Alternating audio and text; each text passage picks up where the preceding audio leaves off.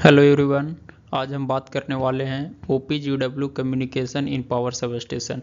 Optical fibre ground wire का किस प्रकार पावर सब स्टेशन में यूज किया जाता है और किस वे में हम इसे इफ़िशियंट यूटिलाइजेशन करते हैं। तो सबसे पहले ऑप्टिकल ग्राउंड वायर के बारे में बताया गया है कि ये किस प्रकार होता है और इसे किस प्रकार यूज कर सकते हैं और कौन कौन चीज़ों में यूज करते हैं।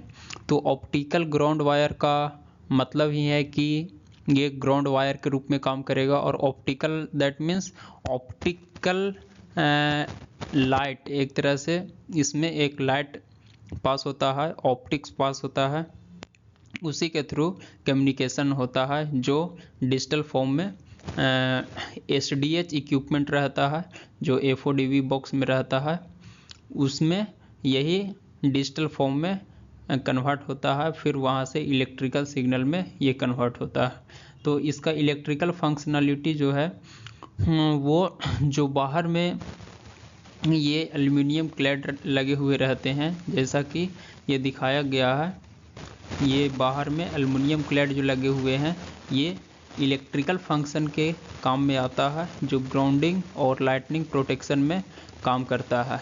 जैसा कि ये फिगर में दिखाया गया aluminium clad tube OPGW cable, तो ये चारों तरफ से एल्युमिनियम के क्लैड रहते हैं और बीच में ऑप्टिकल फाइबर रहता है।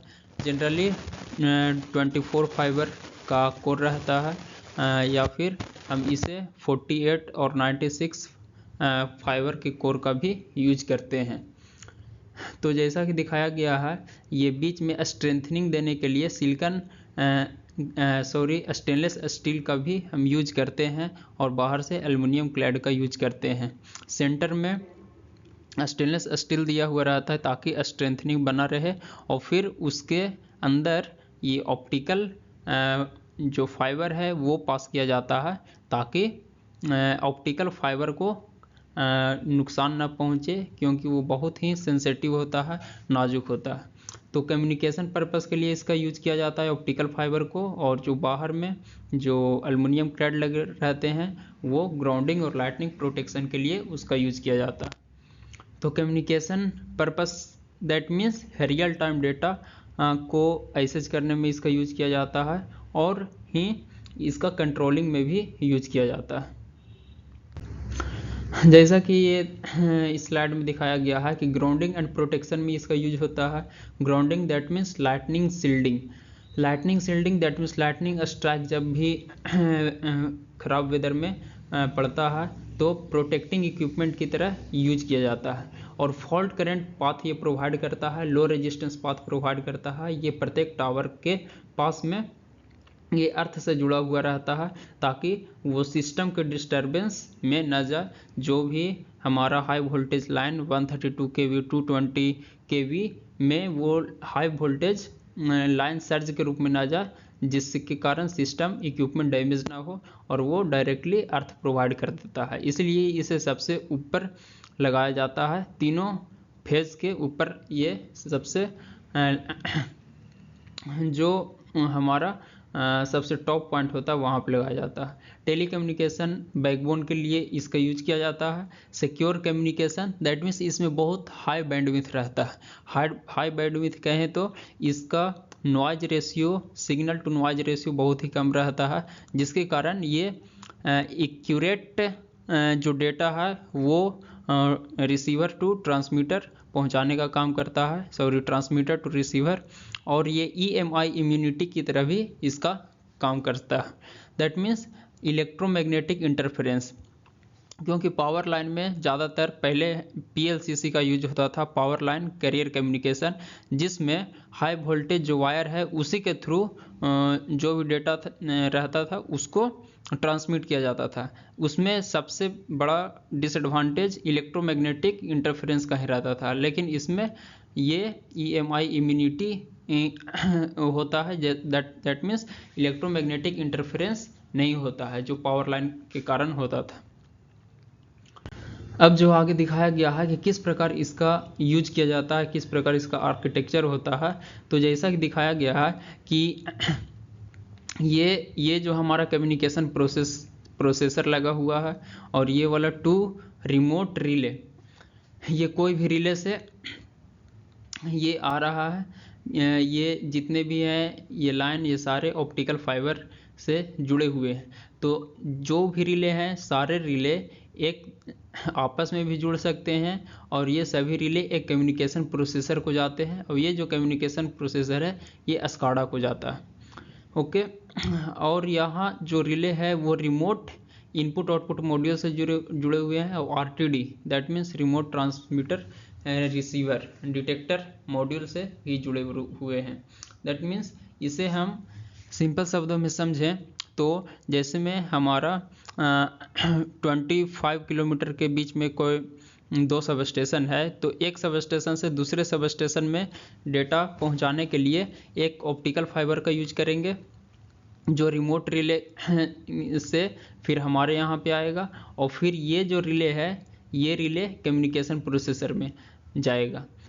दैट मीन्स जितने भी रिले हैं हमारे, जैसे एक सब स्टेशन पे जितने भी रिले हैं, दैट मीन्स हमारे यहाँ मान लेते हैं 10 फीडर हैं, तो 10 फीडर के प्रत्येक रिले से ये ऑप्टिकल सिग्नल कम्युनिकेशन प्रोसेसर में जाएगा, दैट मीन्स RTU, और उसी RTU में प्रोसेस होने के बाद ये SCADA पे जाएगा, that means supervisory control and data acquisition unit.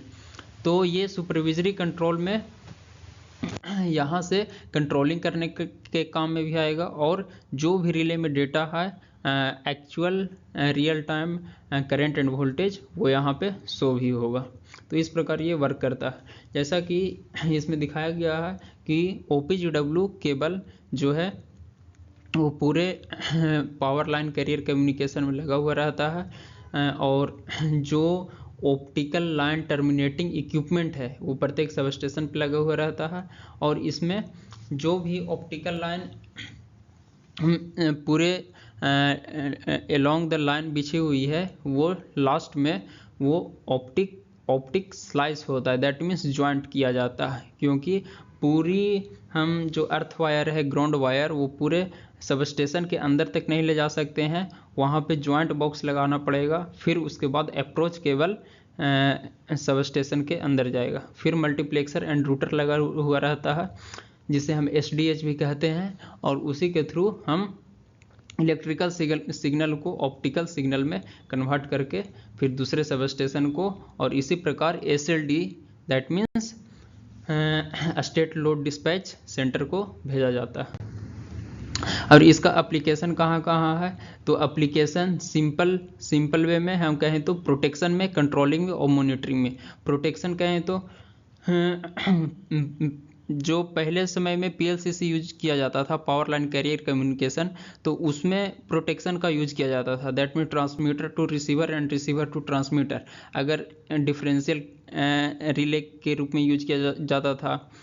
तो इस प्रकार से उसमें बहुत से डिसएडवांटेज थे, लेकिन इसमें एक्यूरेट डेटा के कारण डिसएडवांटेज बहुत ही कम जाता है, मिनिमाइज हो जाता है, इसीलिए इसे high speed relying and tripping signal में भी इसका यूज किया जाता है। Control facility that means breaker को रिमोट से हम कंट्रोल कर सकते हैं और इसे अपने अनुसार मैनेज कर सकते हैं। मॉनिटरिंग में रियल टाइम डेटा एक्विजिशन का इसमें फंक्शन है, that means real time data वो पूरे सब स्टेशन का और पूरे स्टेट का एक SLD के पास, स्टेट लोड डिस्पैच सेंटर के पास पहुंचता है, जिसके कारण पूरे स्टेट का पीक आवर में और जो सबसे मिनिमम आवर में मैनेज करने में बहुत ही एडवांटेज होता है।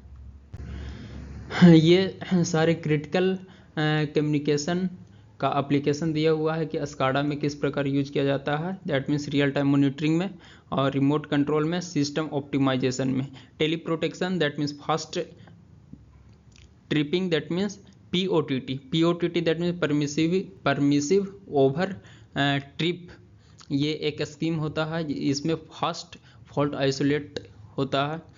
कोऑर्डिनेशन में, बिकॉज दोनों sub station real time data पे बेस्ड है, तो इसीलिए सिंक्रोनाइज्ड प्रोटेक्शन भी होता है, सिस्टम स्टेबिलिटी होता है, वॉइस एंड डेटा, इसमें वॉइस कम्युनिकेशन भी आसान होता है, बैंडविड्थ अवेलेबिलिटी होती है।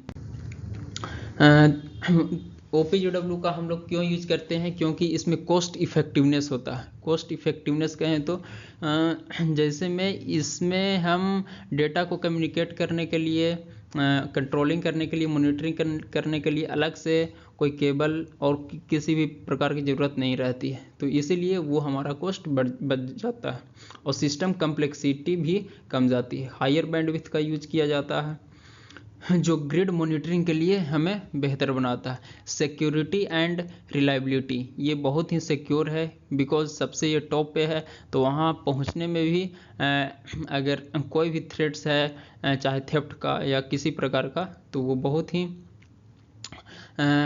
इम्पॉसिबल जैसा है वहाँ पहुँच करके वो उसको एक्सेस कर पाना। EMI इम्यूनिटी होती है, दैट मीन्स इलेक्ट्रोमैग्नेटिक इंटरफेरेंस इसमें नहीं होता। अब इसका इंस्टॉलेशन किस प्रकार से किया जाता है, तो इंस्टॉलेशन के कई मानके हैं, उसके अनुसार इंस्टॉलेशन किया जाता है। इसके लिए सबसे मोस्ट है कि टेंशनिंग कंट्रोल, क्योंकि अगर ज़्यादा टेंशन रहेगा तो फाइबर पे बहुत ज़्यादा स्ट्रेस पड़ेगा जिसके कारण फाइबर डैमेज हो सकता है। स्पेशल हैंडलिंग, इसमें इसे स्पेशल हैंडलिंग किया जाता है, इस बेंडिंग भी स्पेशल किया जाता है। अगर बेंड ज़्यादा कर दिया जाएगा तो फाइबर ऑप्टिक जो अंदर कोर के अंदर पड़ा हुआ है वो डैमेज हो सकता है। इसका स्टैंडर्ड मेथड होता है इसके स्टोरेज को, इसे किस प्रकार से इसे स्ट्रिंगिंग किया जाता है। अब स्लाइसिंग दैट मीन्स ज्वाइंटिंग, जैसे में अगर कहीं कोई टर्मिनेट हो जा रहा है कोई भी ऑप्टिकल फाइबर, दैट मीन्स उसका एक छोर आ गया है, तो उसे किस प्रकार से ज्वाइंट किया जाता है, तो ये बहुत ही ट्रेंड पर्सनल के द्वारा किया जाता है। क्योंकि अगर थोड़ा सा भी ये अच्छी तरह से नहीं हो तो पूरी जो डेटा कम्युनिकेशन है वो नहीं हो पाएगा। क्वालिटी एश्योरेंस होता है, दैट मीन्स क्वालिटी इसका मेंटेन होना चाहिए। जो पावर इसमें OTDR एक टेस्ट होता है, OTDR टेस्ट जब तक सही नहीं हो, पावर सिग्नल टेस्ट होता है। पावर सिग्नल जो रिसीवर के द्वारा जो पावर रिसीव किया जा रहा है वो ट्रांसमीटर के पावर के बराबर होना चाहिए। तो इस प्रकार से ये सारे टेस्ट देखे जाते हैं। अगर ये सारे टेस्ट अपने स्टैंडर्ड के अनुसार सही हैं तभी इसे यूटिलाइजेशन में लिया जाता है। फिर सेफ्टी प्रोटेक्शन देखा जाता है कि ग्राउंडिंग सभी जो इक्विपमेंट है उसका ग्राउंडिंग है या नहीं, वोल्टेज अवेयरनेस, PPE किट, ये सारे चीज़ों का ध्यान रखा जाता है।